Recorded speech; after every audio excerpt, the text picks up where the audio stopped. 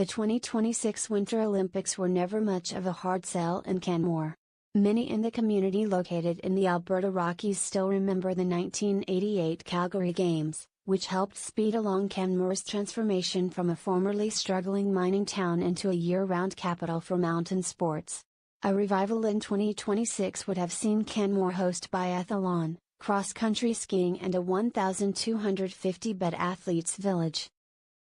And most importantly, the athletes' village would have been converted into 242 units of below-market accommodations, a significant injection into a community that has struggled to provide residents with affordable housing.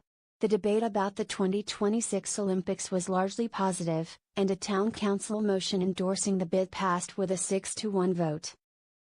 However, a failed plebiscite in Calgary, an hour's drive to the east, that swiftly killed the bid has also taken down Canmore's Olympic plans, leaving the mayor dejected and the town's housing corporation without a way to fund construction at the same scale.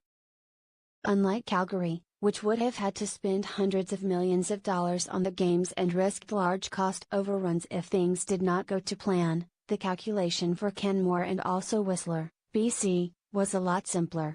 Canmore, for example, would have spent just $3 million in cash toward a $116 million housing project.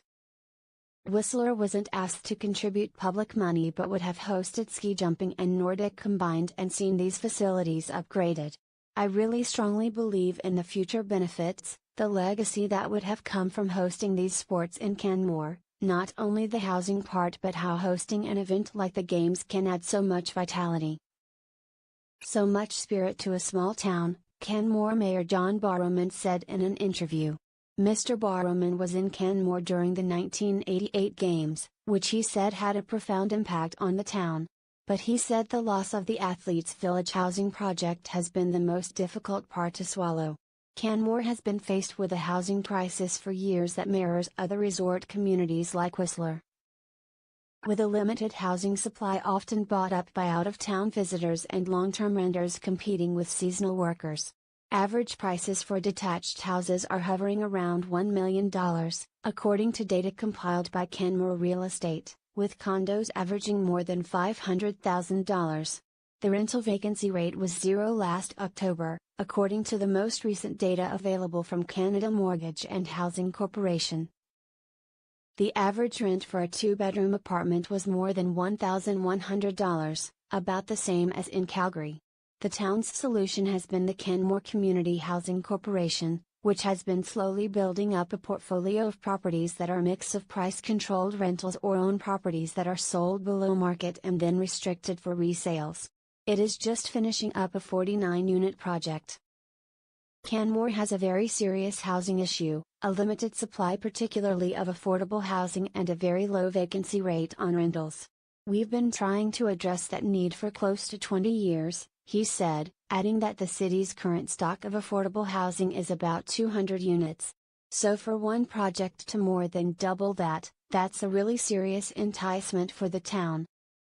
Canmore expected $42 million in funding from higher levels of government, with the rest of the project funding coming through loans that would be repaid once the housing was sold.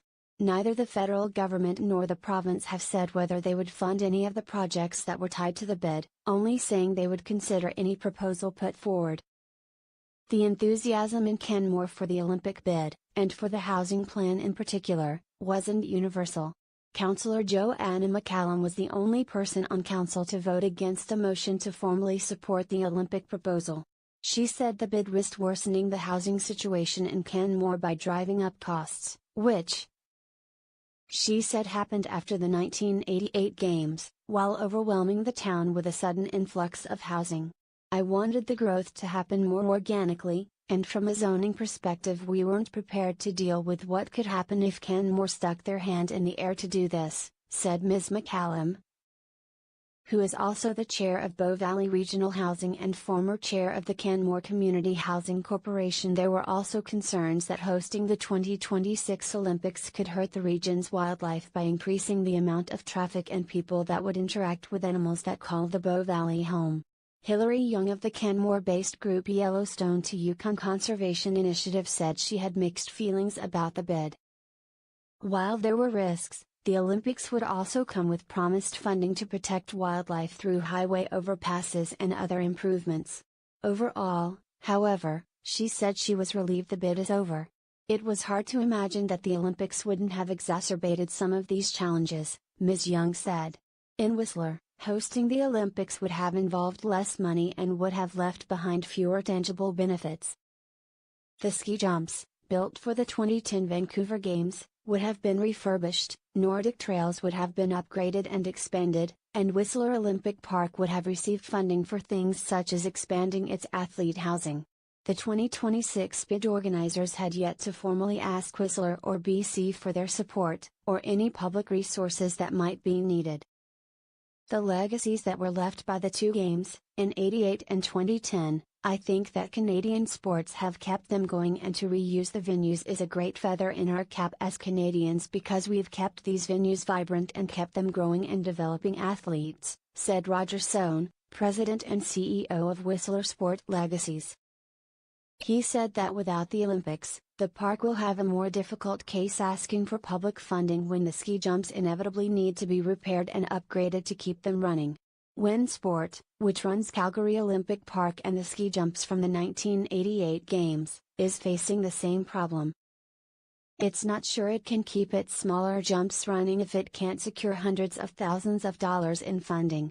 I think the challenge will be when there is some capital renewal needed for these facilities 20 or 30 years from now, Mr. Sohn said. At some point, the government or the community has to decide.